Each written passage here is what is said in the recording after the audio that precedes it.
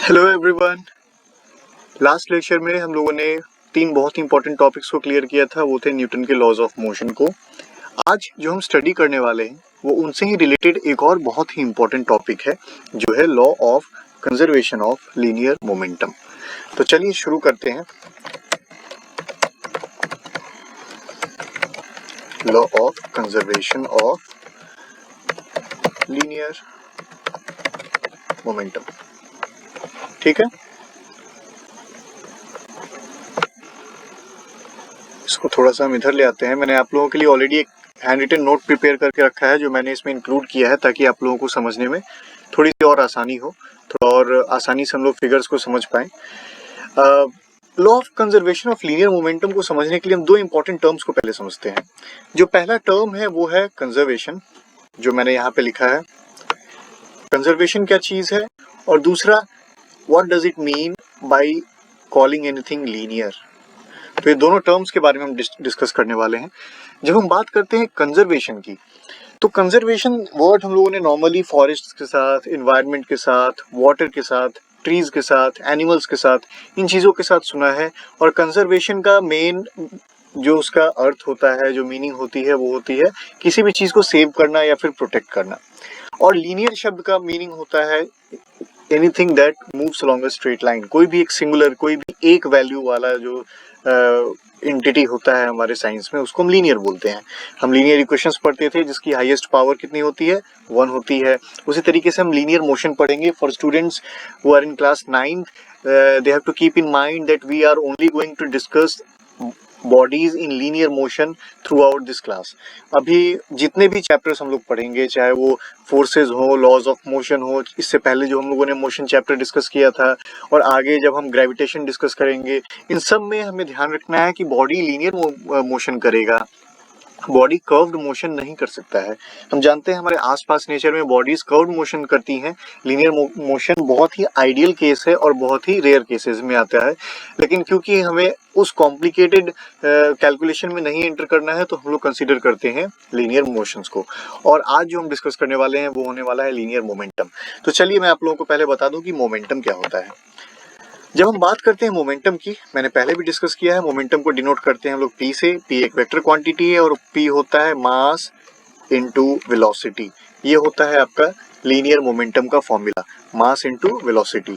तो हम लोग कह सकते हैं कि linear momentum is the product of mass and velocity. इसको आपको इक्वेशन नंबर 1 दे दीजिए। चलिए, तो ये चीज क्लियर है। अब हम बात करेंगे कंजर्वेशन ऑफ लीनियर मोमेंटम की। तो हमें ध्यान रखना है कि मोमेंटम कब काम में आता है, जब कोई बॉडी जिसका कोई मास m है वो मोशन करना चालू करता है। मान लो मैंने एक बॉडी ड्रॉ की है, मैंने कोई एक फिगर ड्रॉ किया, मैंने एक बॉल बना दिया, और वो बॉडी इस डायरेक्शन में मूव कर रहा है। इस बॉडी का अपना कोई मास होगा, मान लो इसका कोई मास है m, और ये बॉडी जब मूव करना स्टार्ट करेगा तो इस बॉडी में ऑटोमेटिकली एक एक्सेलरेशन, एक वेलोसिटी डेवलप होना चालू हो जाएगा। तो वो वेलोसिटी, अगर आप u लेते हैं इनिशियल वेलोसिटी, तो वो u हो जाएगा। अगर आप फाइनल वेलोसिटी लेते हैं तो वो चीज़ v हो जाती है। और वहाँ से निकल के आता है हमारा टर्म मोमेंटम। और उसमें दो तरीके से हम लोग बाइफर्केशन करते हैं, इनिशियल मोमेंटम जो कि m इंटू यू होता है, और फाइनल मोमेंटम जो कि m इंटू v होता है। तो आज जब हम लीनियर मोमेंटम के कंजर्वेशन को डिस्कस करेंगे, तो हमें ये चीज़ ध्यान रखना ज़रूरी है कि जब हम कंजर्वेशन बोलते हैं तो फिजिक्स में या केमिस्ट्री में, या आप कह सकते हैं ब्रॉडली साइंस में, क्या क्या चीज़ें कंजर्व रहती हैं। हमारी एनर्जी कंजर्व रहती है, हमारा मास कंजर्व रहता है, मोमेंटम कंजर्व रहता है। ये ऐसी क्वांटिटीज हैं जो हम ना क्रिएट कर सकते हैं ना जिसको डिस्ट्रॉय कर सकते हैं। हम सिर्फ इसको एक बॉडी से दूसरी बॉडी में ट्रांसफर कर सकते हैं, एक फॉर्म से दूसरे फॉर्म में चेंज कर सकते हैं। तो हमें ध्यान रखना बहुत जरूरी है कि conservation can only happen to those entities और दोज थिंग्स और those factors which are changed or converted to from one form to another, right? So that is how we are going to discuss law of conservation of linear momentum. तो इस तरीके से अगर हम देखते हैं, तो चलिए डेरिवेशन की जब बात करते हैं तो आप लोग देख सकते होंगे यहाँ फिगर मैंने जो बनाया है, इसमें मैंने एक केस लिया है और मैंने दो मासेस लिए हैं यहाँ पे। आप लोगों को इसको मैं थोड़ा सा और वो कर दूं, ऊपर के लोगोस के कारण अगर दिखाई नहीं दे रहा होगा, इसको थोड़ा सा और छोटा कर देते हैं।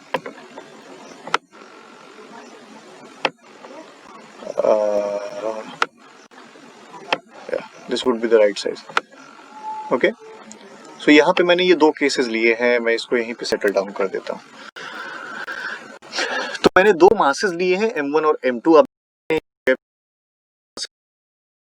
मैंने दो बॉल्स ले लिए हैं, या आप इसको दो वेट कह सकते हैं। कोई मास M1 है, ये देखिए, ये कोई M1 मास है, ये कोई M2 मास है, और ये किसी न किसी सेम डायरेक्शन में मूव कर रहा है। देखिए दोनों का डायरेक्शन मैंने सेम रखा है ना, ये और ये दोनों सेम डायरेक्शन में मूव कर रही हैं, और दोनों का जो वेलोसिटी है वो मैंने इनिशियल वेलोसिटी कंसीडर किया है। इसका वेलोसिटी है u1 और इसका सॉरी मिट गया। तो पहले वाले बॉडी का वेलोसिटी होगा u1 और दूसरे वाले की वेलोसिटी होगी u2। फाइन। सो दो बॉडीज हैं जो सेम डायरेक्शन में मूव कर रही हैं, और उनकी इनिशियल वेलोसिटीज हमने कंसीडर की है u1 और u2। अब हम ये मान के चलते हैं कि हमारा जो u1 है वो ग्रेटर देन है u2 के, यानी पहली बॉडी का जो इनिशियल वेलोसिटी है वो ज्यादा है दूसरी बॉडी के इनिशियल वेलोसिटी से। अब एक चीज बहुत ही क्लियर समझ में आ रहा होगा कि अगर इस बॉडी का वेलोसिटी इस बॉडी के वेलोसिटी से ज्यादा है तो एक टाइम ऐसा आएगा जब ये बॉडी इससे जाके कोलाइड कर जाएगी, टकरा जाएगी। तो दूसरा केस हम लोगों ने लिया है जब ये बॉडी 1 बॉडी 2 से जाके टकरा जाती है, कोलाइड कर जाती है। और जब टकराएगी तो हम जानते हैं जब दो बॉडीज कांटेक्ट में आएंगी तो दोनों एक दूसरे पे फोर्सेस लगाएंगी, है ना। बॉडी 1 बॉडी 2 पे फोर्स लगाएगा जिसको हमने नाम दिया है F12, और बॉडी 2 बॉडी 1 पे कोई फोर्स लगाएगी जिसको हमने नाम दिया है F2/1। फाइन। अब कायदे से आप देखिए जिस तरीके से हम लोगों ने इस डेरिवेशन को लेके आगे कंसीडर किया है, हम लोगों ने कंसीडर क्या किया है कि कोई भी एक्सटर्नल अनबैलेंस्ड फोर्स इस सिस्टम में एक्ट नहीं कर रहा है। जो मैंने यहाँ पे पॉइंट मेंशन भी कर दिया है, देखिए इस जगह पे ये जो मैंने फ्रेजिंग की है इसमें मैंने साफ जिक्र किया है कि इस सिस्टम पे, इस मासेस के सिस्टम पे कोई दूसरा एक्सटर्नल अनबैलेंस्ड फोर्स वर्क नहीं कर रहा है। हम जानते हैं कि हमारे नेचर में ऐसे बहुत सारे फोर्सेस हैं जो एक समय में हमारे सिस्टम पे लग रहे होते हैं, लेकिन हम फिर वही बात है, कैलकुलेशन की आसानी के लिए हम कई सारे फोर्सेस को, जैसे कि एयर रेजिस्टेंस को, टॉर्क को, ऐसी बहुत सारी फोर्सेस हैं जिनको हम नेग्लेक्ट कर देते हैं ताकि हम एक सिंपल डेरिवेशन, एक मैथमेटिकल एक्सप्रेशन पे आ सकें। तो इस सिस्टम में हम ये कंसिडर करेंगे कि कोई भी एक्सटर्नल अनबैलेंस्ड फोर्स एक्ट नहीं कर रहा है। u1 is greater than u2 जो मैंने आप लोगों को पहले ही बता दिया, और कोलिजन ऑकर करेगा तो दो फोर्सेस एक्सर्ट होंगे।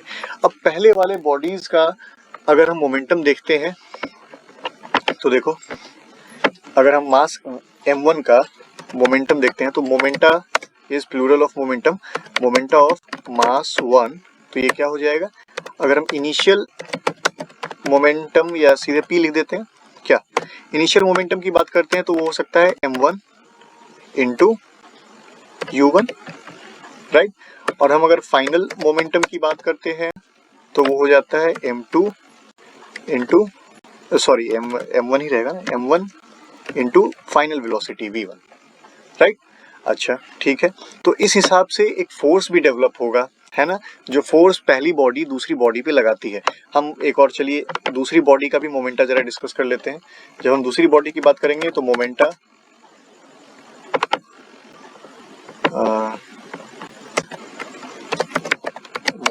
ऑफ मास 2, वो क्या हो जाएगा, अगर हम मास 2 की इनिशियल पी की बात करते हैं ये हो जाएगा m2 इंटू u2, यानी mass second mass into initial velocity of m2। और अगर हम बात करते हैं फाइनल मोमेंटम की तो वो क्या हो जाएगा m2 इंटू v2। फाइन। अब देख सकते हैं दोनों केसेस में क्या सिमिलैरिटी है, इसमें बस 1 और 2 का अंतर है। इनिशियल p m1 u1 था, इधर इनिशियल p m2 u2 हो गया, इधर फाइनल p m1 v1 था, इधर फाइनल p m2 v2 हो गया। अब हम फोर्सेस की बात करते हैं, ये तो बात हो गई मोमेंटम की। अब अगर हम फोर्सेस की बात करेंगे तो चलिए थोड़ा सा और देखते हैं इसको। पहली बॉडी जो दूसरी बॉडी पे फोर्स लगाएगा, मान लो ये हमारी पहली बॉडी थी और यहाँ पे मैंने एक और दूसरी बॉडी ड्रॉ कर दी इसके बगल में, जो इससे कोलाइड कर गई है, इससे टकरा गई है। फाइन, ये कोई m2 हो गया, राइट। और ये m1 था। तो दोनों बॉडी एक दूसरे पे फोर्स लगा रहा है, ये भी इस पे एक फोर्स लगा रहा है और ये बॉडी भी इस पे एक फोर्स लगा रही है, राइट। तो जो फोर्स पहली बॉडी दूसरे पे लगा रही है उसको हम लोगों ने नाम दिया है F1 on 2। ये देखिए, ये जो मैंने यहाँ लिखा है F1 on 2, वो क्या है? हम जानते हैं न्यूटन के सेकेंड लॉ से हम लोगों को ये फॉर्मूला मिला था, है ना, mv1 minus u1 by T. तो rate of change of momentum होता है, तो मैंने क्या कर दिया है, final momentum minus initial momentum divided by time, mass को कॉमन ले लिया है। तो यहाँ हो गया m1 v1 minus u1 by T. ये हमारा हो गया इक्वेशन नंबर 1 हो गया इस डेरिवेशन का, जो F12 का था वैल्यू। सिमिलरली F21 भी क्या हो जाएगा, m2 मास 2 कॉमन हो जाएगा और v2 minus u2 by time हो जाएगा। अब हम जानते हैं न्यूटन के थर्ड लॉ के अकॉर्डिंग कि जब भी ये इस तरीके से फोर्सेस लगते हैं तो वो इक्वल और ऑपोजिट होते हैं नेचर में, यानी कि दोनों फोर्सेस इक्वल होंगे वैल्यू में। F12 बराबर होगा F21 के और ऑपोजिट होगा। तो मैंने आप लोगों को ये भी बताया था कि फिजिक्स में ऑपोजिट को हम एक निगेटिव साइन के साथ डिनोट करते हैं। तो यहाँ आप देख सकते हैं डेरिवेशन में कि इस जगह पे क्या किया गया है, ऑपोजिट साइन को डिनोट करने के लिए F21 में एक माइनस साइन को इम्प्लीमेंट किया गया है। देख सकते हैं, ये देखिए, ये माइनस साइन है ना। तो इस माइनस साइन को हम लोगों ने इम्प्लीमेंट कर दिया है इक्वेशन को दिखाने के लिए।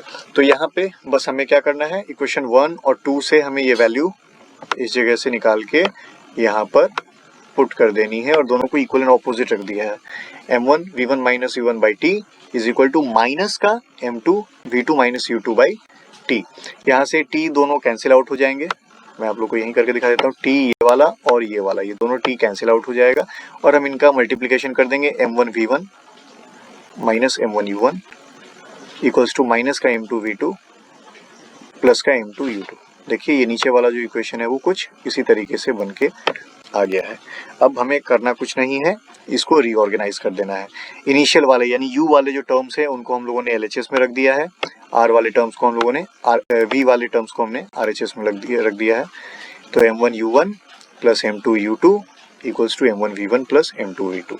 अब यहाँ से देखो, इनिशियल p क्या है, m1 u1 है, इधर इनिशियल क्या है, m2 u2 है। तो इन दोनों का सम है ना, इन दोनों को हमने सम कर दिया है। हमने इसको लिया और इसके साथ सम कर दिया है ना। तो हम देख सकते हैं कि इनका सम, इनिशियल्स का सम इक्वल है फाइनल्स के सम के बराबर, है ना। तो यहाँ से स्टेटमेंट आता है, the final and initial momentum of the system of masses remain conserved. हम देख सकते हैं कि जो इनिशियल मोमेंटम्स थे वो बराबर आ गए फाइनल मोमेंटम के, यानी टोटल बॉडी आई, बॉडी टकराई और टकराने के बाद फिर देख सकते हैं यहाँ फिगर में अपने अपने रास्ते पे निकल गई थी बॉडी, है ना, इस वाले फिगर में। तो अपने रास्ते पे निकलने के बाद भी दोनों के वेलोसिटीज में जरूर कुछ चेंज आया होगा, लेकिन मासेस में चेंज नहीं रहेगा और वो वेलोसिटी की चेंजेस एडजस्ट हो जाती हैं और एट दी एंड हम देखते हैं कि जो हमारा सिस्टम ऑफ मास है उसकी मोमेंटम कंजर्व रहती है। तो ये था law of conservation of momentum. इससे रिलेटेड बहुत इंपॉर्टेंट क्वेश्चंस बनते हैं हमारे एनसीईआरटी में भी, ऐसे बहुत सारे रिकॉइल वाले क्वेश्चंस और बोट जंपिंग, बुलेट से रिलेटेड क्वेश्चन होते हैं जो बहुत ही कॉमन है, एग्जाम्स के पर्पज से भी बहुत इंपॉर्टेंट होते हैं। तो ये बहुत अच्छे से स्टडी कीजिए। किसी भी तरह के कंफ्यूजन को कमेंट सेक्शन में पूछना मत भूलिए। और अगर आपको ये वीडियो अच्छी लगे तो इसको लाइक कीजिए, और आपको ऐसा लगता है कि आपके किसी फ्रेंड को एकेडमिक कंटिन्यूटी में ये वीडियोस हेल्प कर सकती हैं तो प्लीज़ उनके साथ शेयर कीजिए और चैनल को सब्सक्राइब कीजिए। Thank you.